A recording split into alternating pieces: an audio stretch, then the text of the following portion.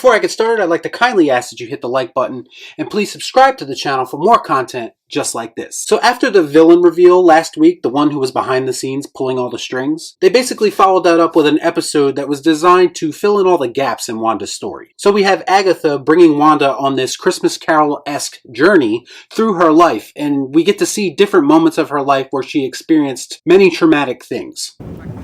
Just when I thought I was out, they pulled me back in.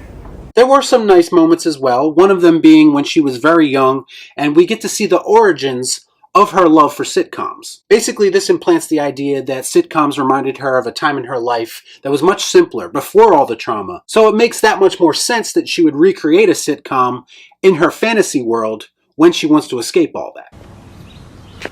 That makes sense. Agatha is basically taunting Wanda throughout the course of this episode. She's trying to unlock the secrets of Wanda's powers. She wants to know how she was able to accomplish what she did. It turns out it's a combination of things. All the grief that she's experienced throughout her life. She had some kind of interaction with an Infinity Stone that affected her powers as well. And I think the final straw was her inability to properly say goodbye to Vision after he died. This is what led her to go to Westview, which was essentially going to be the spot of their dream home. So it's pretty much revealed that the Vision that was in the sitcom reality, in fact, was not real. It was a manifestation created by Wanda's powers. And I suppose this idea does make her a bit more sympathetic because now we know that she didn't break into that facility and steal his body like Hayward claimed she did. Apparently Quicksilver was definitely not real either. Agatha basically says that she used the image of Quicksilver to talk Wanda down off this ledge and to try to slowly bring her out of this fake reality. That does kind of make the end credit sequence last week with Quicksilver and Monica seem a bit weird now, but I guess they'll explain that moving forward. You didn't see that coming.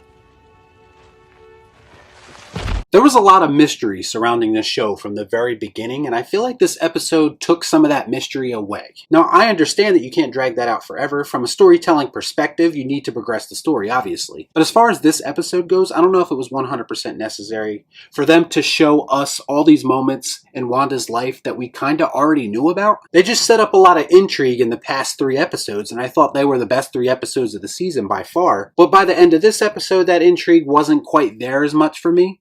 Move this man!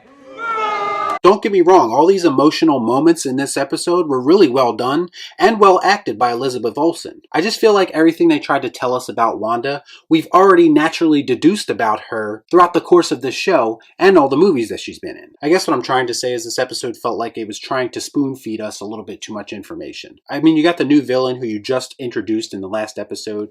The Easter eggs and everything are still there, of course. But the stuff that was under the surface for Wandavision was just kind of overexposed in this episode. I don't know, on the whole, it just didn't work for me. Fuck me, right? There were some really great small moments in this episode, don't get me wrong. Like when Vision goes to interact with Wanda after Quicksilver's death. Vision basically goes all Terminator and he tries to figure out what it means to love, what it means to feel grief. Why do you cry?